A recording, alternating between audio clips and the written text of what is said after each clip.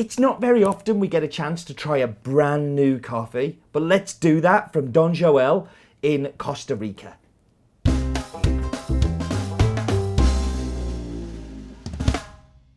So as I said at the very top, this is a brand new coffee for this year, but from an old friend, Alan, who owns the mill Don Joel, has bought a new farm and has planted there.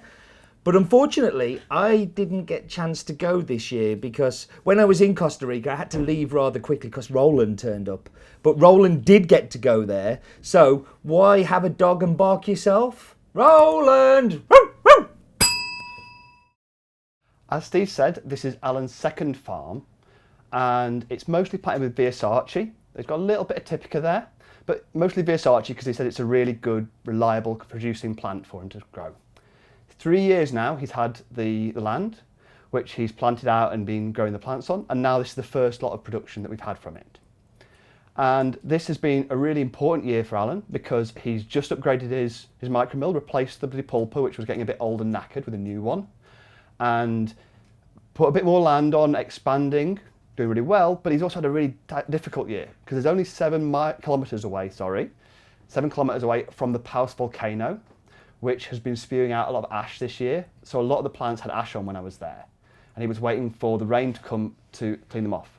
So it's difficult for him because he's invested a lot in the farm, but he's also expecting next year production might be down a little bit.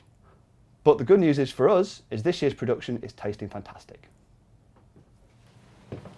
Out. Get out. Go on.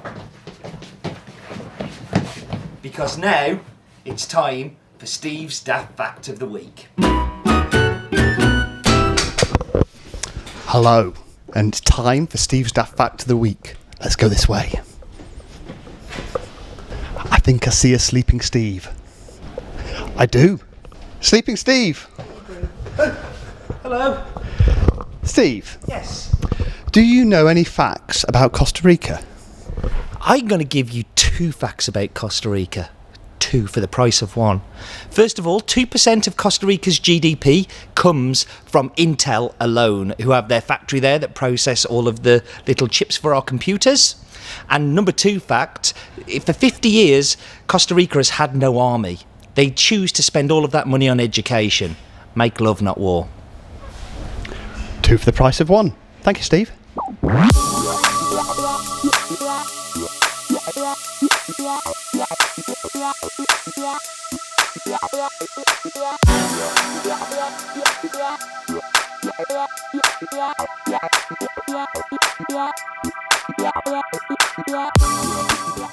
So it's that time again where we choose our Instagram winner of the week, where if you win this basket, but you have to come and collect it, collection only. This week, Born Brew Wild. Born to Brew Wild. You can see on the screen the name. Very kind picture of the chinga, which we had on a few weeks ago actually, but that isn't an In My Mug one.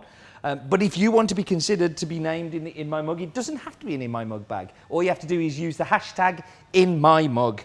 So let's go to the coffee. This is obviously new, as we've said all the way through, from our friend Alan from La Cumbre Fain. But let's dive in and see how the coffee tastes. So it's got a very distinctive red apple front end to it. Kind of very clean, sharp, kind of almost juiciness to it, which turns into a creaminess. So in the aftertaste, I'm getting a really lovely creaminess to it. Little hint of peach there in the background as well.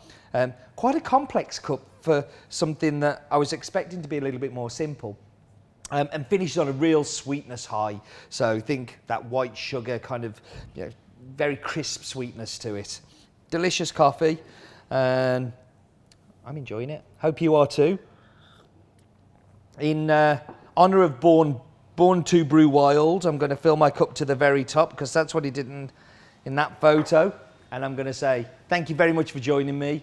And do remember, life is too short for bad coffee.